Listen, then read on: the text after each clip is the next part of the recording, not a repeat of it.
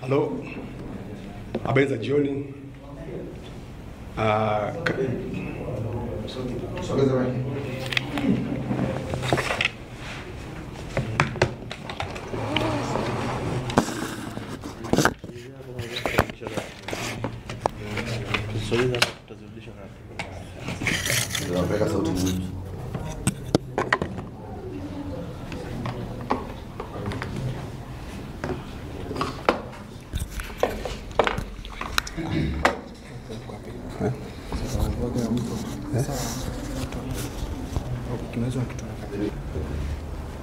Habari za jioni. Karibuni sana. Tumewaita liko jambo ambalo Askofu Dr. Gwajima angependa aongee. Kwa hiyo karibuni sana ili tuweze kumsikiliza. Karibuni sana.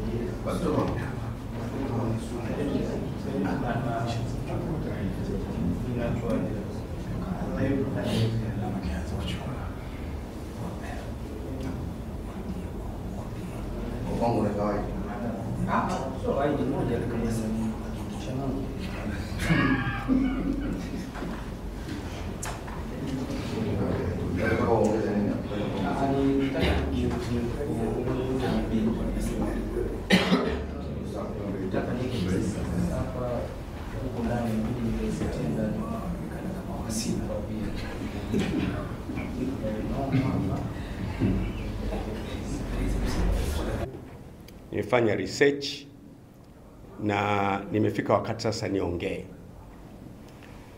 Nimepata orodha ya watu waliotekwa ndani ya miaka kadha wa kadha, almost watu 83. 83 almost. Sasa na nina orodha kadha wa kadha ili kujenga hoja yangu na unielewe vizuri. Kwa mfano, kuna Kombo Bwana Twaha ambaye makazi yake ni Handeni, Tanga. Huyu 2024 ilikuwa tarehe 15 Juni, na yeye akaondoka. Tuna Kenneth Mwamlima, yeye ni tarehe 11 Aprili 2024, na yeye alitekewa kule, makazi yake ni Mbeya lakini alipatikana Igunga. Tuna James CJ ambaye yeye alitekwa na yeye Agosti tarehe 17 2021, akapatikana makazi yake ni Nyakato, Mwanza. Tuko na wengi.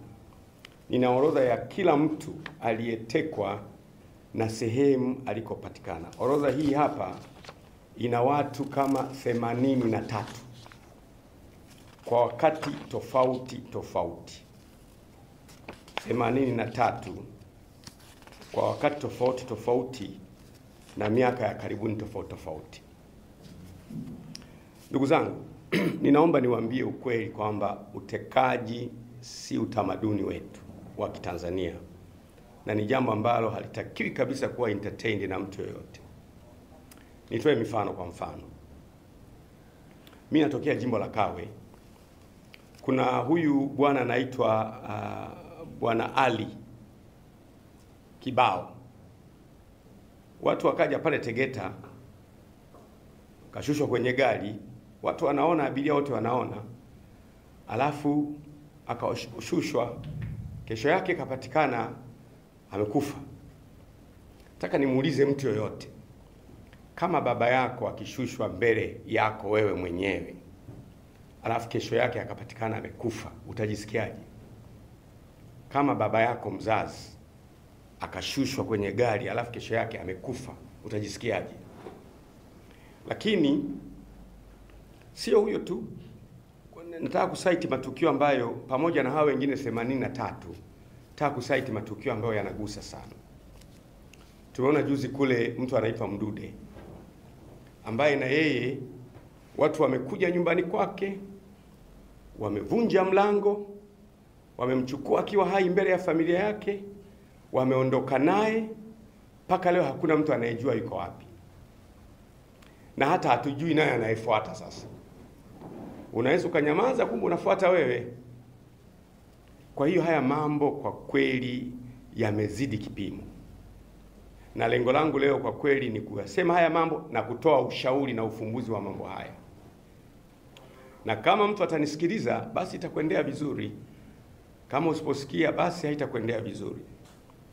Lakini hebu tuwaone hawa wajuzi hawa. Imetokea tena mwanaharakati huyu, mwanaharakati wa Uganda, msichana anaitwa Agatha Atuhaire. Wamekuja hapa kwenye shughuli zao hizo za kuhudhuria mahakamani. Huyo mtu amechukuliwa na watu waliojitambulisha ni kama watu wa vyombo. Mimi sina hakika kama watu wa vyombo, kwa sababu leo naongelea utekaji kwa ujumla. Nimemwona anaongea kwenye YouTube kwa uchungu kabisa kwamba kaenda mahali akavuliwa nguo, akafanywa udhalilishaji na akaenda kutupwa mpakani. Sasa hebu tujaribu kuwaza, kama angekuwa ni mama yako mzazi amechukuliwa, anavuliwa nguo, anadhalilishwa, anatupwa mahali, ungejisikiaje? Kama angekuwa ni dada yako kabisa, tumbo moja na wewe, amechukuliwa, nimemwona kwenye YouTube anasema amechukuliwa, amevulishwa nguo zote na amefanywa udhalilishaji. Ni kina nani hawa wenye ujasiri? Huyu mwingine Boniface Mwangi. Boniface Mwangi naye mwanaharakati kutokea Kenya, ambaye naye alikuwa amekuja kuhudhuria kesi pale, kuhudhuria kwenye kesi. Boniface na yeye tumemwona sasa, nafikiri ilikuwa Serena Hoteli. Watu wanabisha, wanajitambulisha kwamba ni watu wa viongozi wa vyombo vya dola. Nimeona kwenye YouTube wanaongea nao kwamba jamani, mmekuja usiku sana, njoni kesho nini na nini. Vyovyote vile ambavyo imekuwa, lakini sasa mtu amechukuliwa na watu wanaodhaniwa kuwa ni vyombo vya dola, wameenda naye. Sasa baadaye mtu anaokotwa mpakani kule Horohoro, Tanga. Sasa kunakuwa na picha gani sasa? Mimi siamini kabisa, na asema tena siamini kabisa kama kuna vyombo Tanzania, kwa maana ya jeshi la polisi au idara ya usalama wa taifa au magereza au jeshi lolote, wanaofanya kazi kwa mitindo hii. Siamini.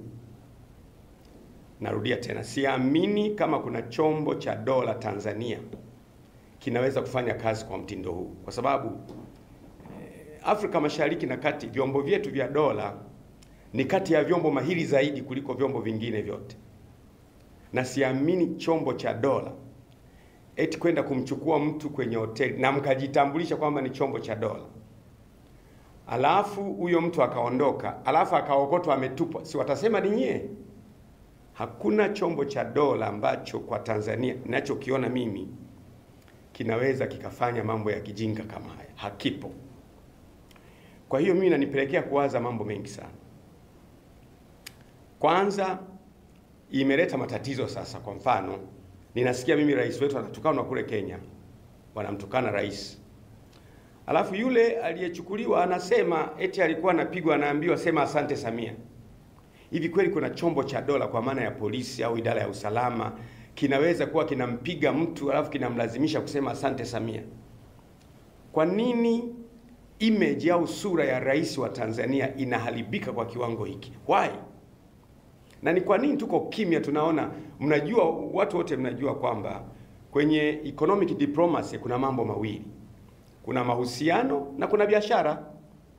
Sasa mahusiano ya nchi na nchi yanapoharibika, biashara itakwendaje? Italeta matatizo makubwa kabisa. Na mpaka sasa umefika wakati tunaongelewa kwenye mitandao nchi yetu kama ni mahala pa hatari. Hii inaathiri mambo mengi sana. Kwanza inaathiri utalii wetu. Watu wanaanza kuona Tanzania si mahala salama. Mtu unaweza kuchukuliwa kwenye hoteli na ukatupwa. Watu wanaanza kuona Tanzania sio mahala salama. Why? Mtu unaweza kuchukuliwa ukatupwa na watu wanaojitambulisha watu wa vyombo.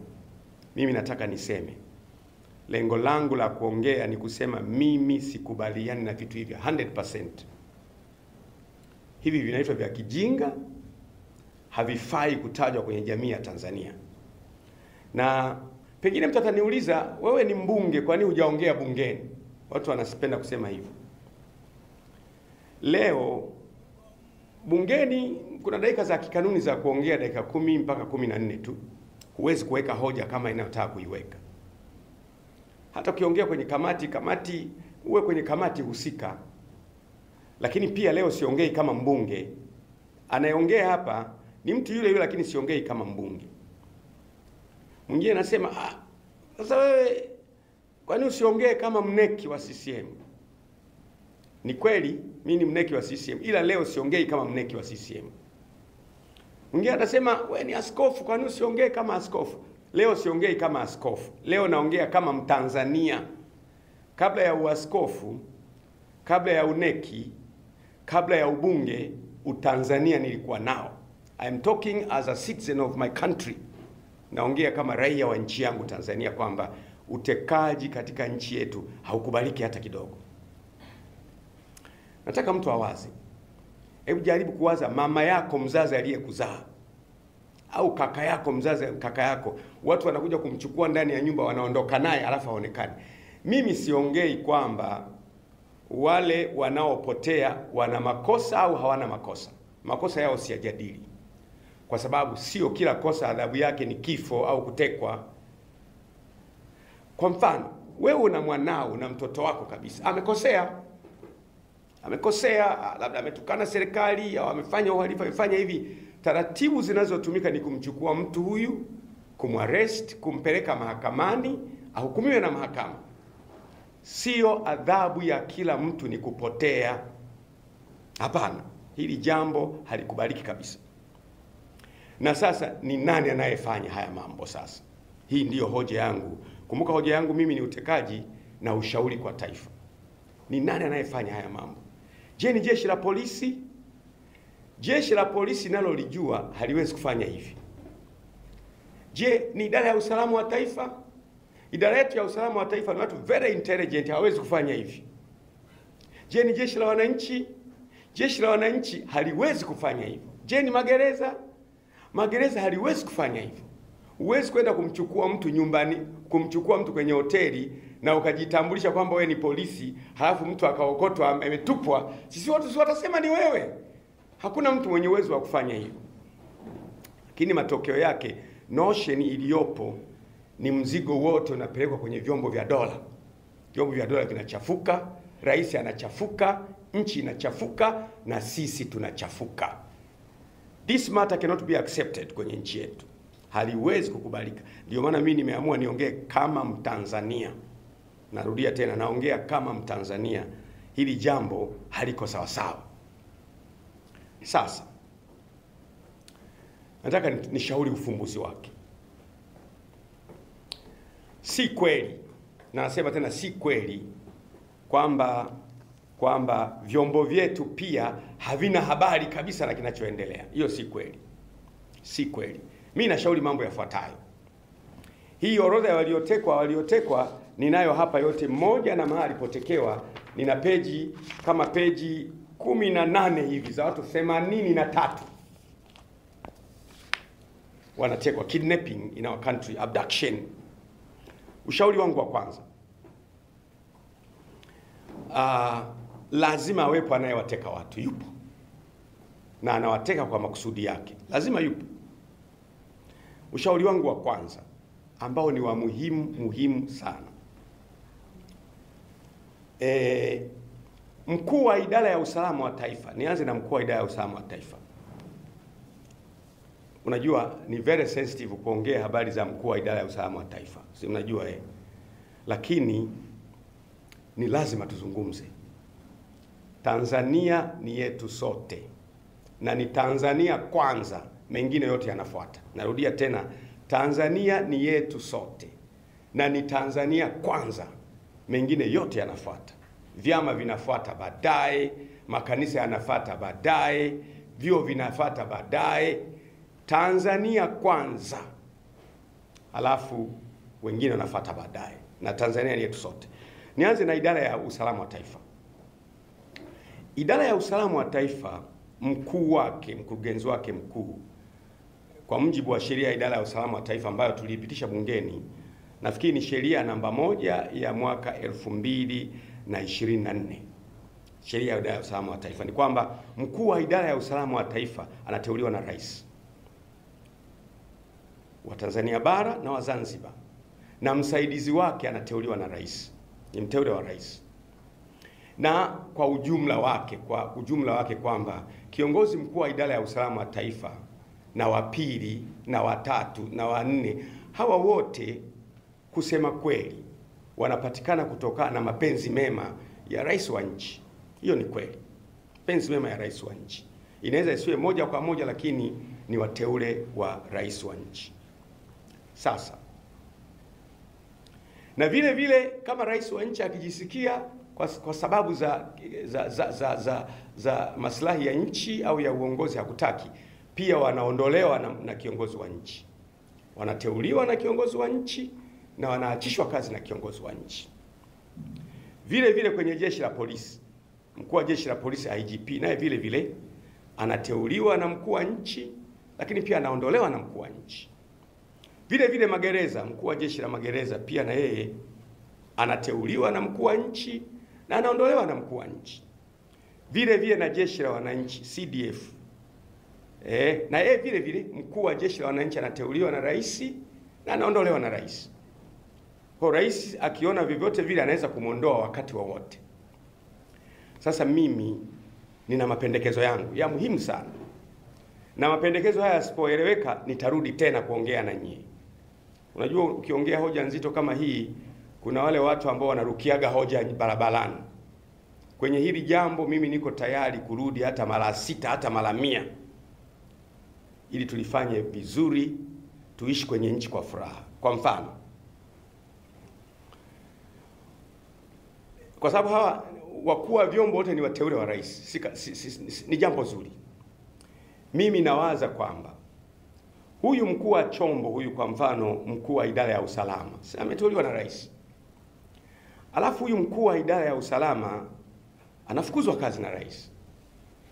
Ikitokea huyu mkuu wa idara ya usalama amepishana na mheshimiwa rais kwenye jambo ambalo ni la maslahi ya nchi, sisi ni wanasiasa, mheshimiwa rais au mwanasiasa mwingine yote angependa maslahi yake ya kisiasa ya shamili. Hakuna mtu mjinga duniani ambaye asingependa siasa yake shamili, kila mtu angependa. Kwa mfano, huyu mkurugenzi mkuu wa idara ya usalama wa taifa akaona liko jambo ambalo ama mheshimiwa rais ama mamlaka za nchi zinafanya kinyume na uzalendo wa Kitanzania, halafu akashauri, bwana, mimi kama mkuu wa idara ya usalama wa taifa ninaona kwamba hili jambo linahatarisha usalama wa nchi, liachwe. Anafukuzwa kazi, anaondoka, kwa sababu huyu naye mshauri mambo ya kizalendo ndio ana mamlaka ya kufukuza kazi. Unaondoka, analetwa mwingine. Akiletwa mwingine na yeye akionekana yeye kuna mambo fulani ambayo, mimi natoa mifano, kuna mambo fulani ambayo ni ustawi wa nchi, naye anayakwamisha. Yamekuja, lakini yeye anashauri, bwana, mimi naona mheshimiwa, ili jambo tusilifanye kwa sababu linahatarisha usalama wa nchi. Akikataa anafukuzwa, atakuja anaitwa mwingine, na yeye anaambiwa, bwana, tunaelekea hivi. Lakini yeye kwa profession, kwa taaluma yake, anaona hili jambo kwa usalama wa nchi, kwa uzalendo wa nchi, kwa future ya nchi haliko sawa. Akakataa, naye anafukuzwa. Atakapokuja wanne atakubali, kwa sababu hawa ni binadamu wenye ana familia, huyu mtu ana watoto, ana maisha, ana ambition, ana watu wanaomtegemea, ni mtu. Mkuu wa idara ya usalama wa taifa, mkuu wa jeshi la polisi, mkuu wa jeshi la magereza, mkuu wa jeshi la wananchi ni binadamu kama binadamu mwingine yeyote. Akiona wenzangu walitetea maslahi ya nchi wamefukuzwa na mwenzangu mwingine amefukuzwa, itabidi mtu akubali. Mimi sisemi kwamba kuna mtu amekubali kuacha kutetea uzalendo wake akawatetea wanasiasa. Mimi nakupa mfano kwamba atakubali. Nikupe mfano kwa mfano, nikupe mfano. Ni mifano hii, naomba nielewe vizuri. Kwa mfano, tunadaiwa deni, niseme tunadaiwa deni na nchi fulani, labda Ufaransa au Uingereza au nani, au kampuni yoyote au taasisi yoyote. Halafu hiyo taasisi nayo tudai deni kama nchi, ikasema basi ule muda wa kulipa umepita, tunaomba sisi mtukabidhi ziwa Tanganyika tuwe tunaliendesha kwa miaka 100 au miaka 30 au miaka 40. Halafu tutatumia kwa maana ya tutavua, tutafanya utalii miaka 40 au 20, tutarudisha hela zetu. Unanielewa eh? Sasa huyu mkuu wa chombo, kwa mfano mkuu wa idara ya usalama wa taifa, au mkuu wa jeshi la polisi, au mkuu wa jeshi la wananchi, au mkuu wa jeshi la magereza, au wakuu wa vyombo wote, wakasema, samahani mheshimiwa, hili jambo ni kweli tunadaiwa, tutafute njia nyingine, tusimpe huyu ziwa Victoria. Ameondoka yule, amefukuzwa yule. Lakini alichofukuziwa sio kwamba amefanya kosa, anatetea maslahi ya nchi, ndio maana kimemfanya afukuzwe kazi. Kwa hiyo tukifanikiwa kuwalinda hawa wakuu wa vyombo wasifukuzwe hivi hivi kirahisi, watakuwa na uwezo wa kuisimamia nchi yetu vizuri bila kupata madhara yanayoathiri familia zao. Utekaji unaondoka. Utekaji unaondoka. Utaniuliza mimi, sasa utekaji unaondokaje? Siamini. Narudia tena, I don't believe it. Siamini kama watu wanaotoweka hawa eti vyombo vinakuwa havina taarifa kabisa 100%. Siamini. Na kama ndivyo hivyo kwamba vyombo havina taarifa kabisa, basi tunaishi kwenye nchi ambayo ni hatari. Lakini mimi siamini. Kama nilivyosema, vyombo vyetu ni very competent. Idara ya usalama wa taifa very competent.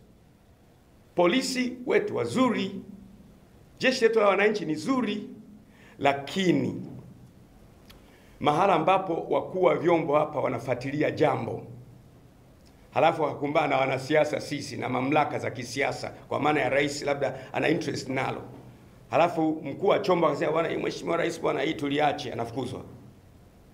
Anaitwa mwingine, bwana hili tuliache, anaondoka. Anafukuzwa mwingine. Wakifukuzwa 3, 4, 5, atakayekuja wa 6 au wa 5 atakubali.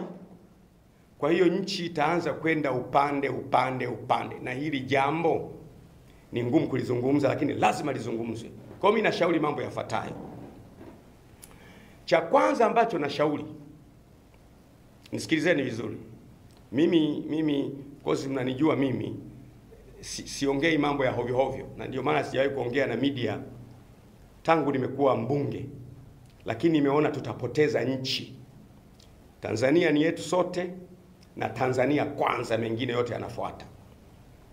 Ushauri wangu wa kwanza, ni kweli tubadilishe sheria yetu, iendelee kwamba wakuu wa vyombo, kwa maana ya DGIS, mkuu wa idara ya usalama wa taifa na msaidizi wake na wasaidizi wake, wale wateule wa rais wote, mkuu wa jeshi la polisi IGP na watu wote ambao ni wateule wa rais, mkuu wa jeshi la magereza, mkuu wa jeshi la wananchi, wateule wa rais wote ni kweli wao wanateuliwa na rais, lakini wakitaka kutoka, sababu zao za kutolewa zipelekwe kwenye kamati ya bunge ya usalama na mambo ya nchi za nje, kwamba huyu bwana nilimteua mimi, lakini nataka kumtoa. Zionwe sababu hizo, tuzione, tuone kwamba je, huyu hatolewi katika nafasi yake kwa sababu ya uzalendo aliyofanya.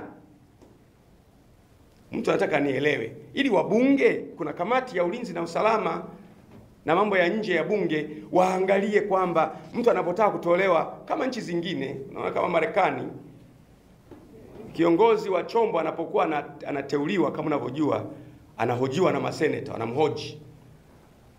Na sisi tufike mahali kwamba kiongozi wa chombo anapotaka kuondolewa, sababu za viongozi wakuu wa vyombo ambao ni wateule wa rais, kama DGIS na aliye chini yake na aliye chini yake, na mkuu wa jeshi la polisi na wale wote ambao ni wateule wa rais, na magereza na jeshi la wananchi wateule wa rais, umteue sawa, ili tulilinde taifa. Unapotaka kumtoa, sababu za kumtoa yule mtu ziletwe kwenye kamati ya ulinzi na usalama na mambo ya nje ya nchi ya bunge, kwamba huyu bwana tunataka kumtoa, lakini sababu za kumtoa ni hizi hapa, ni hizi hapa, ni hizi hapa, ni hizi hapa, ni hizi hapa, ili kusudi tuone, je, huyu mtu hatoki kwa sababu ameitetea nchi yetu? Huyu mtu hatoki kwa sababu ametimiza wajibu wake wa kitaaluma katika kuisaidia nchi yetu iwe bright? Hiyo itatusaidia sana, na itawafanya hawa wakuu wa vyombo wawe wanaamua mambo, hata kama wakiamua kinyume na mamlaka zetu, lakini waamue kwa kuitetea nchi yao wenyewe. Hapa tutaona sasa ethics za kazi zao zimekuwa salama. Ni binadamu hawa. Mtu ataniambia kifupi tu, Gwajima, hawa wameapa bwana, wana kiapo. Sikiliza, DGIS ana kiapo, ni binadamu, ana familia na watoto, na msaidizi wake wana familia na watoto. Leo hii ameambiwa ondoke. IGP ana familia na watoto na future. Ameliona jambo ambalo haliko vizuri kinchi, haliko vizuri kiusalama, haliko vizuri kiuzalendo, lakini mamlaka za kisiasa zinaliona hili jambo ni kete ya kisiasa. Amesema sasa, hili bwana hapana, mheshimiwa, hili hapana, nenda nyumbani. Analetwa mwenzako, naye anasema hapana, nenda nyumbani. Utafika wakati ataletwa mtu wa kukubali mambo ambayo hayako sawa, halafu tumepoteza nchi. Tunakoelekea, where we are heading now as a country, kuna siku tutapata matatizo. Kwa mimi nashauri kwamba tuitengeneze sheria yetu, kwamba ni kweli wakuu wa vyombo hawa wote waendelee kuteuliwa na rais, lakini ili watoke kwenye madaraka yao, sababu za kwa nini watoke iletwe kwenye kamati ya ulinzi na usalama mambo ya nchi nje ya bunge, kwamba huyu bwana tunataka kupumzisha, lakini sababu zenyewe ni hizi, tuzione. Asije kuwa anapumzishwa kwa sababu amekataa kuuza bandari. Mimi siyasema bandari imeuzwa, nakupa mfano. Asije kuwa anaondolewa kwa sababu amekataa kuuza mapoli. Asije kuwa ameondolewa kwa sababu anawatetea wananchi. Tukajikuta tunapoteza wakuu wa vyombo wazuri wenye uwezo wa kutetea nchi, na tunakuwa na wakuu wa vyombo ambao hawezi kuitetea nchi. Hiyo ndio hoja yangu ya kwanza, na ni muhimu sana. Vinginevyo tukiendelea hivi, hatuna nchi kule mbele. Hakuna mtu ambaye hajui kwamba wewe ukiwa mtu mzima na umefika kule juu, ukaambiwa ufanye kitu, halafu ukakataa au ukashauri vinginevyo, kwa hapa Tanzania au mahala pengine, hautasafa consequence, utasafa. Na wale wakuu wa vyombo mliopo, mnaweza kuyaona maneno yangu haya ni ya Gwajima. Itakapowafika na nyie mtaelewa kwa nini Gwajima alikuwa anasema haya. Mnaweza kureact na kusema Gwajima huyu kwa nini anaongea haya? Lakini mbona yaliyofika wenzenu, yatakapowafika na nyie mahala fulani, na nyie mtaona. Nitoe mfano mzuri, mimi ni mtu wazi. Mimi nikiongea naongea. Wakati Rais John Pombe Magufuli anatoka madarakani, tulikuwa na mkuu wa idara ya usalama wa taifa, DGIS, alikuwa anaitwa Diwani. alipoingia mheshimiwa rais wangu na mwenyekiti wangu, for some reasons diwani ameondoka hapa katikati hapo, na haondoki yeye na walio chini yake wote wanaondoka. Tumekaa kidogo, akaja mwingine pale, na wasema hawa kwa sababu hawa ni they are public figures, wanachaguliwa, sio siri hawa. Akaja mwingine hapo katikati sasa, ambaye akaja na yeye, nafikiri alikuwa anaitwa Masori, na yeye kaenda hapo katikati hapo, naye akaondoka na walio chini yake wote. Amekuja katikati hapo, anaitwa Alisiwa. Alisiwa naye amekaa muda kidogo, naye akaondoka na walio chini yake. Amekuja huyu tulionao sasa hivi, ndugu yangu, rafiki yangu Suleiman Mombo, ndio tuko naye sasa. Unaweza kujiuza ndani ya miaka mitatu hao wote wanaondoka, aliye chini yake na aliye chini yake na aliye chini yake na aliye chini yake. Wamekosea nini? Kwa lazima tujifunze kwamba nchi ili iwe imara, iwe na vyombo vinavyobaki constant, viwe mbali na pressure ya wanasiasa. Narudia tena, for we to have a precious country and a protected country, tunatakiwa kuwa na government apparatus, vyombo vya serikali ambavyo vyenyewe vinasimama kama vyombo. Vikiliona jambo ambalo ni hatarishi kwa nchi, vinasema hapana, na hapana yao haileti wakadhulika na familia zao. Leo hapana akisema amezulika, hapana hana kazi, ubalozini anapotea. Kwa mimi ni ushauri wangu tena wa muhimu kabisa, hii itatusaidia sana. Nitoe mfano sasa, narudi kule nikotoka sasa. Kwa mfano, hawa wanaopotea, nikupe mfano, wanaotekwa na kupotea hawa, ikiwa kuna kikundi ambacho si idara ya usalama wa taifa, sio polisi, sio jeshi la magereza, sio jeshi la wananchi, kinawachukua hawa watu, kinaondoka nacho. Halafu sasa hawa idara ya usalama wa taifa wanapofuatilia, wakagundua kwamba hicho kimetumwa na mwanasiasa fulani mwenye mamlaka iliyowateua, hawezi ukishughulikia. Nakupa mfano, sijasema ni hivyo, nielewe vizuri. Nakupa mfano kwa sababu ni ngumu kuamini kwamba eti polisi anakwenda kumchukua mtu kwenye hoteli, anajitambulisha mimi polisi, toka ndani, si tunataka kuhoji tu. Umejitambulisha wewe ni polisi, halafu huyu mtu anaokotwa ametupwa. Sasa si umejiexpose mwenyewe? Sioni kama kuna chombo cha kweli cha Kitanzania chenye uwezo wa kumchukua mtu kikajitambulisha au kikaenda kumtupa, na kinamtupa huku kinamwambia sema asante Samia. I don't believe. Vyombo vyetu they are so competent. Vijana wa idara ya usalama ni competent, polisi wetu ni competent, jeshi la wananchi ni competent, magereza ni competent. Ila mimi nahisi navyoona kunaweza kuwa na vikundi vya watu vinavyofanya hii kazi. Na kama vikundi hivyo kama ikatokea vikundi vile, kwa mfano nika kikundi fulani, lakini aliye nyuma yake pengine ni yule kiongozi anayewateua hawa watu wa idara ya usalama taifa, wakifuatilia, tumekukamata, nyamaza, itabidi anyamaze. Asiponyamaza, nje ya kazi. Hawa polisi wakifuatilia, wahagundua sio sisi, ni kikundi fulani, wakikataa kunyamaza, nje ya kazi. Maana yake hatutakuwa na nchi. Ni lazima hawa wakuu wa vyombo tuwalinde, ili waweze kusimamia nchi yetu sawa sawa, tuwe na future iliyojaa baraka. Na pia damu kumwagia katika nchi ni laana pia, tunaiingiza nchi yetu kwenye laana. Nitoe mfano, mimi natoa mifano ya kueleweka. Mfano kama huu, nikupe mfano kama huu. Na rafiki yangu, mtoto wa Mama Samia Suluhu Hassan, anaitwa Abduli, rafiki yangu na nampenda na mheshimu, he's my friend. Natoa mfano sasa. Ikatokea Abduli, mtoto wa Mama Samia, wa mwenyekiti wangu, wamekuja watu wamemchukua, wameondoka naye. Kesho kaokotwa hana macho. Unachukuliwa kwenye basi na watu wanaona, kesho unaokotwa huna macho. Sasa how would you feel? Utajisikiaje? Ikatokea mtoto wa Askofu Gwajima, Jordan, amechukuliwa, ameondoka naye, kesho anaokotwa hana macho. Mtoto wa Majaliwa, Kassim Majaliwa, waziri mkuu, anachukuliwa, kesho anaokotwa hana macho. anafuatwa ndani ya nyumba. Kwa mfano ni kama ilivyokuwa kwa Mdude, amefuatwa ndani ya nyumba, watu wanavunja nyumba. Mke wake anaona mume wake anavuliwa, anapigwa si nyundo au nini, halafu baada ya siku unaona michirizi ya damu, ameondoka hivyo. Ni mtoto wa nani huyo? Ni mtoto wa Wambura IGP, ni mtoto wa DJIS, ni mtoto wa mkuu wa jeshi la wananchi. Hivi kweli inawezekana hivyo? Haiwezekani.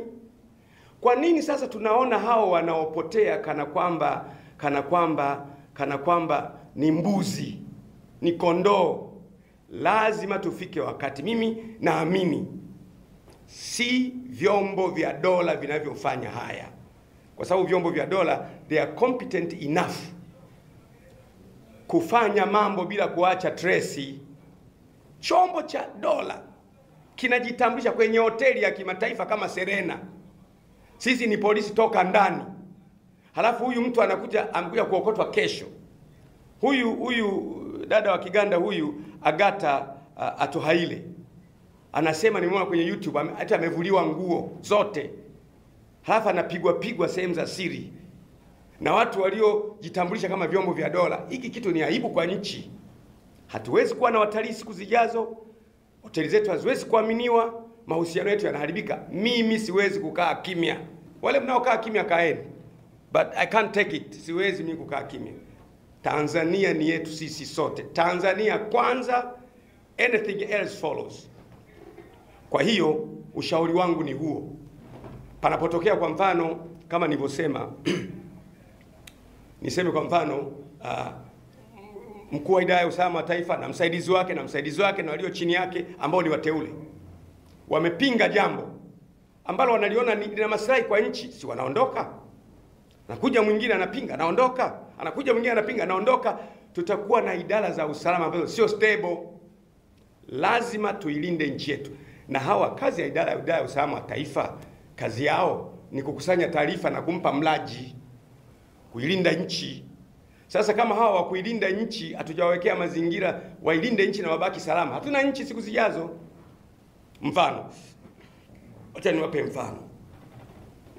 Mimi tangu nimeingia bungeni nimezungumza sana kuhusu maono ya nchi, kwamba nchi lazima iwe na maono ya muda mrefu, miaka 50, miaka 100 na kuendelea. Nikupe mfano. Kwa mfano tuna maono sasa ya miaka 30 nafikiri 25 ambayo hayatoshi kwa mjibu wangu mimi. Mimi nipenda 50 ili rais anayeingia madarakani akute maono ya nchi. Sio anaingia rais huyu tunaelekea kushoto, anaingia rais huyu tunaelekea kulia, anaingia wengine tunaelekea magharibi, wote wanaendelea. Kikwete Rais Nyerere aliendelea mbele kwa namna yake. Ali Hassan Mwinyi rais wa pili aliipeleka Tanzania vizuri kwa namna yake. Rais wetu Benjamin Mkapa na yeye Tanzania aliikimbiza kwa namna yake. Mnakumbuka kuhusu utandawazi. Akaja ndugu yangu na mtani wangu Jakaya Kikwete aliipeleka kwa namna yake vizuri sana. Amekuja Magufuli naye kwa namna yake, na Mama Samia pia naye anaipeleka kwa namna yake. Lakini namna moja ni kinyume ya ile nyingine. Tutafika wapi sasa? Hatuwezi kufika. Namna moja kama iko kinyume na ile ya pili, maana yake kushoto, kulia, magharibi, kaskazini, hatuwezi.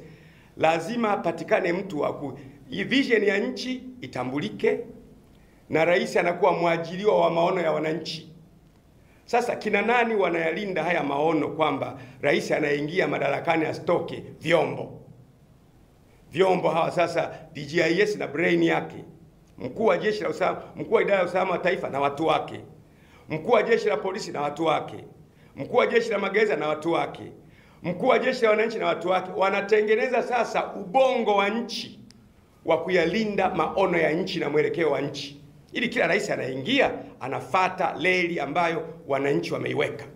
Hapo tutakuwa salama. Lakini mimi nimesema kwamba shida ya utekaji iko hapa. Shika ya utekaji iko hapa. Mimi siamini mtu aniambie basi kwamba askofu, vyombo havina taarifa kabisa. Mimi nitashangaa, nitaona basi tunakaa sehemu sio salama, kwamba hakuna taarifa kabisa. Mimi naamini na nasema hivi kwamba inawezekana kukawa kuna taarifa, Lakini pengine wakifuatilia, wanafuatilia, wanakuta hapa kikundi kilichomchukua huyu si idara ya usalama wa taifa, sio polisi, sio jeshi la wananchi, sio magereza. Kikundi fulani kametengenezwa na mwanasiasa fulani kwa ajili ya faida zake za kisiasa. Wakigusa wanaambia si atafukuzwa kazi.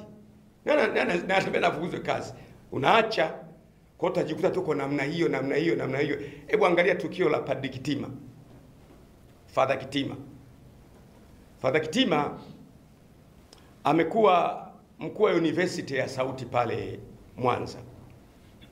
Father Kitima ni kiongozi wa kiroho mkubwa, anashambuliwa, anapigwa. Katekista mmoja kule naye kashambuliwa, akapigwa. Watu wanaondoka hivi mbele ya macho yetu. Ili jambo haliwezi kukubalika. Na mtu anayesema kwamba sasa wewe Gwajima ni mwana CCM, kwa nini unapinga? Kwani wana CCM wanakubali kuteka? Wana CCM ndio tunateka sisi. Hatuteki CCM. CCM hatuteki watu.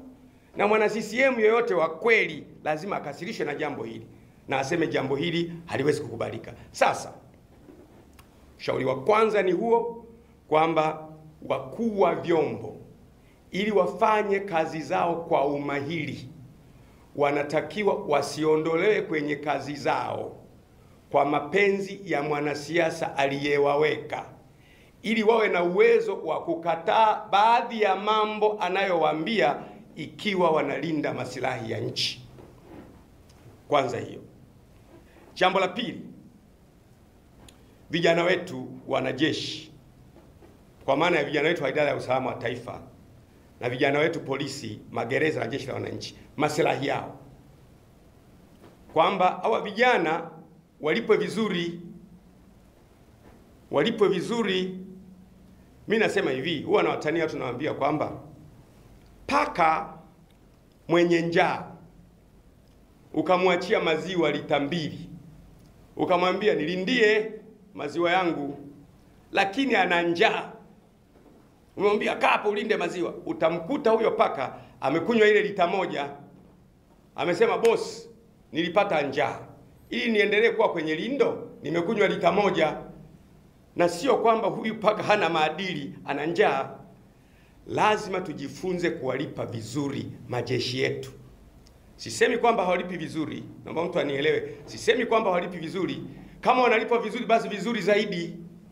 Tutakuwa na vijana imara, tutakuwa na wanajeshi imara, wanalipwa vizuri, maslahi yao yako vizuri, bima zao ziko vizuri, nyumba zao ziko vizuri, kila kitu kiko vizuri. Tutakuwa na polisi imara, wana mishahara mizuri, wanalala mahala pazuri, maslahi yao vizuri. Tutakuwa na jeshi la wananchi imara, waliotoa uhai kwa ajili ya kulinda nchi zetu, wanalipwa vizuri, wanalala pazuri. Na sasa jambo hili la kuwalipa vizuri unaweza kufanyaje? Kwa sababu nchi maliasili zake ni kidogo. Rahisi kabisa. Unamwona Mchina anavyofanya. Tunaweza kuanza makampuni ambayo yanatoka jeshi la wananchi. Kwa mfano nikupe mfano. Tukawa na makampuni ya ujenzi. Kampuni ya ujenzi yanatoka jeshi la wananchi. Wanakuwa wanapewa tenda ya kujenga barabara. Kwa hiyo hela inalipwa ndani ya nchi na inazunguka mle kwa wanajeshi mle. Wanajeshi wanapata maokoto, wataipenda nchi yao na watafanya kazi. Tunakuwa na kampuni kwa mfano la umeme. Wanapewa polisi. Polisi wanakuwa na kampuni yao mle ndani. Polisi wana profession. Polisi wana makampuni yao. Inatoka tenda au kazi, wanapewa kampuni ya jeshi la polisi. Wanafanya. Jeshi la polisi watapata pesa ambazo zile tungemlipa Mchina. Jeshi la polisi watapata pesa kwa sababu wana makampuni yao. Hivyo idara ya usalama. Hivyo magereza. Kulikoni sasa hivi barabara zijengwe na Mchina. Umeme sio afunge Mchina. Mabwawa afunge Mchina. Tungekuwa tumeamua kwamba ili tuboreshe maslahi ya vijana wa idara ya usalama wa taifa, tuwe na kitaasisi fulani, kampuni ambayo kazi inapotoka wanapewa. Tutajikuta pesa ya nchi inazunguka mle ndani na vyombo vya nchi vina pesa, sio vyombo vyenye njaa. Mtu mwenye njaa hawezi kukulindia chochote.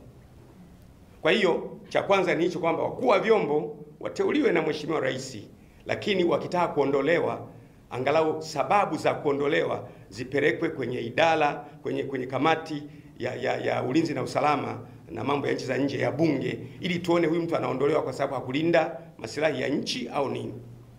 Cha pili, maslahi ya vijana wetu hawa wa idara ya usalama wa taifa walipwe vizuri. Najua wanalipwa vizuri, lakini vizuri zaidi.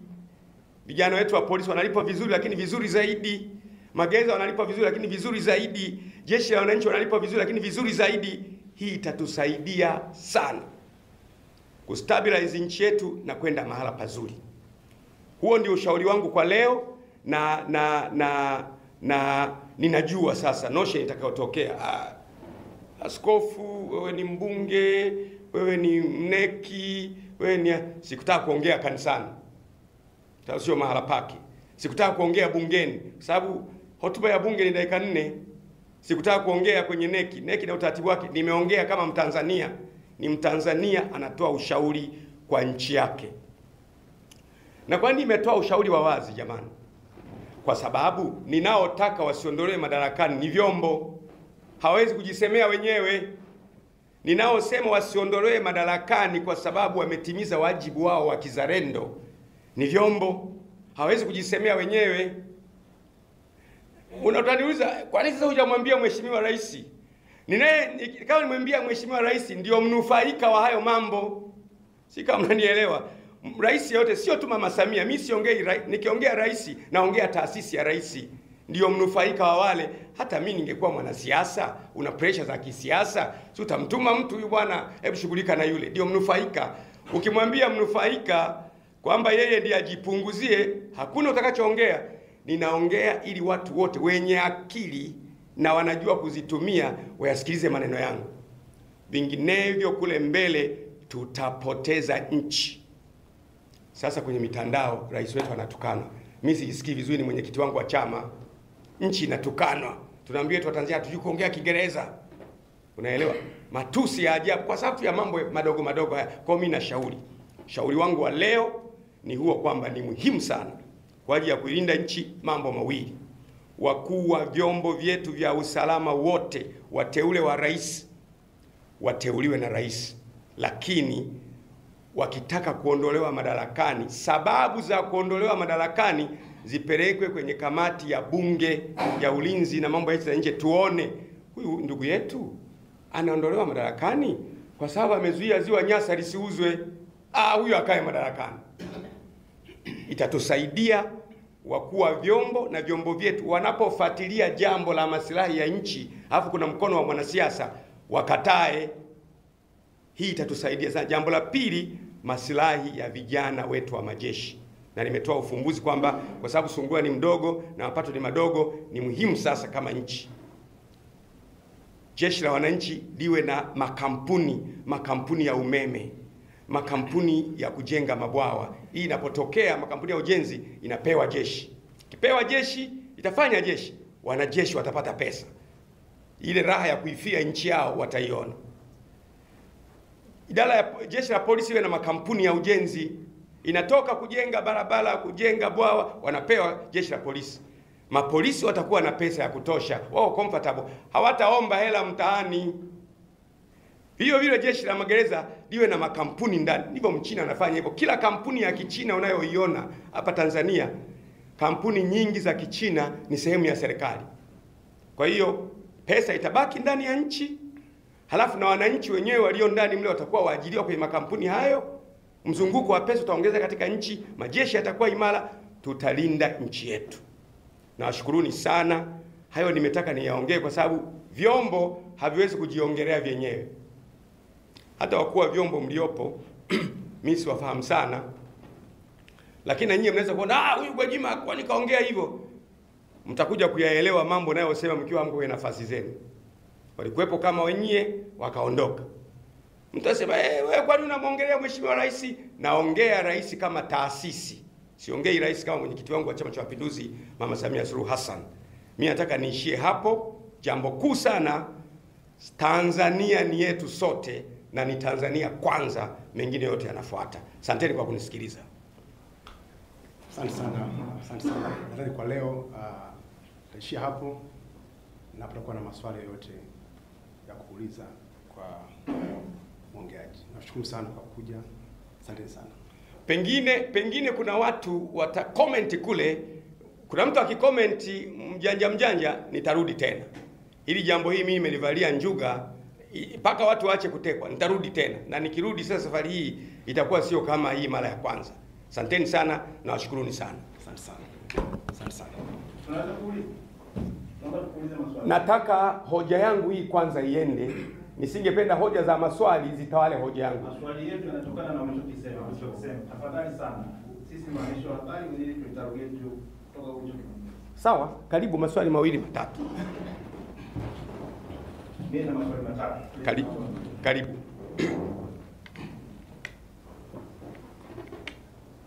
Umewatetea sana hapa vyombo vya usalama wa nchi, maana ya usalama, jeshi. Swali langu mimi, wakati yule Mkenya Boniface Mwangi anaondolewa pale Hayati na Serena na mpaka anapelekwa Police Central, mimi nilikuwepo na nilifuatilia swala hili.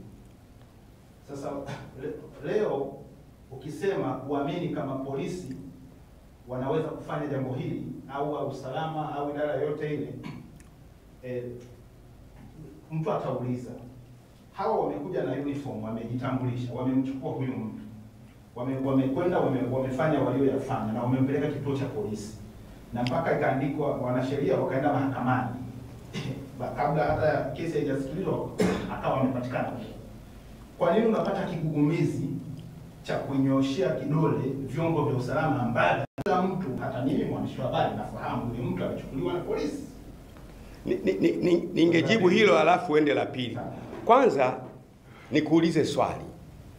Je, unaona wewe ni jambo la kawaida kwenda kwenye nyumba ya mtu ukajitambulisha, mimi bwana ni Athumani, nakuja kumchukua baba wa nyumba, na wakakuona huyu ni Athumani, ukaenda na baba wa nyumba, halafu baba wa nyumba akaokotwa kesho amekufa, mtu aliyefanya kitendo hicho unaona ni wa kawaida? Sio wa kawaida, kwa sababu si umeonwa, wamekuona watu, unanielewa? Ona, ndio mimi nasema kwamba sioni idara ya polisi yenye kufanya hivyo, na kama inafanya hivyo ndio maana nimekwambia sasa kwamba kunaweza kuwa na kikundi fulani kinachofanya hivyo, halafu wa polisi unakiona, lakini kuna mtu mzito mbele. Umenielewa maana yangu? Mimi yani we si kitu cha kawaida ukajitambulisha, mimi ni bwana Athumani, namtaka baba wa nyumba hii Mwaigomole, ukaondoka naye. Halafu kesho Mwaigomole pengine kesho Mwaigomole amekufa, wewe si uliondoka naye wewe?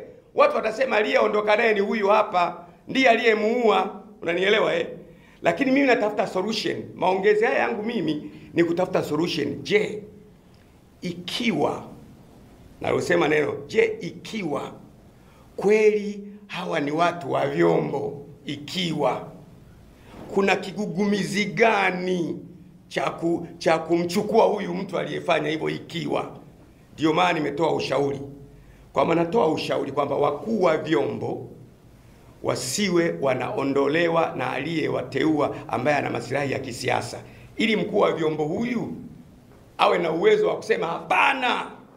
Umenielewa Swali la pili hilo umenielewa lingine, umezungumza mchakato wa kuondoa hawa watu usiishie tu kwa mamlaka ya uteuzi uende bungeni. Askofu, wewe unafahamu bunge kwa muundo wake tu, kwa bunge letu la Tanzania ni extension ya executive. Ndio. Na unafahamu kabisa namna gani bunge linalopatikana, na bunge liko submissive kwa executive. Katika mazingira haya, hata kama bunge litapewa hiyo mandate, unaamini bunge linaweza kabisa kumgomea rais katika mazingira ya bunge tulilonao, au tunahitaji pia hata hilo bunge litengenezewe uhuru wake wa kuamua mambo? Mimi niwe mkweli, mimi ni mbunge, na kwenye ubunge wangu nimekuwa mbunge asiyejadili kwenye mambo yanayohusu maslahi ya nchi. Kuna baadhi ya hoja bunge huwa linakataa kabisa. Mimi mwenyewe nimekuwa mbunge kwenye kamati ya biashara, viwanda, kuna baadhi ya mambo tumekataa. Kuna baadhi ya mambo yanapita kama unavyosema, lakini wabunge ukifika wakati hoja imekuja yenye maslahi ya nchi, hata kama sio wote, kuna baadhi ya wabunge watakao hoji na kusema huyu mkuu wa idara ya usalama wa taifa na msaidizi wake na msaidizi wake na msaidizi wake, sababu hii anayotolewa amelinda nchi. Tutakuwa na kitu fulani kabla hatujapata kitu kikubwa cha kusaidia nchi na maono ya nchi. Swali la mwisho. Naam. Hapa press conference yako umejaribu kuvitetea vyombo vya ulinzi, lakini ni kama unaurusha mpira, unaurusha lawama kwa wateuzi wa hivi vyombo vya ulinzi. Mtu anayeteua hivi vyombo vya ulinzi kwa katiba yetu ni rais na mamlaka ya kuondoa na kuteua na kuondoa. Na umezungumzia wanufaika wa haya mambo ni wanasiasa.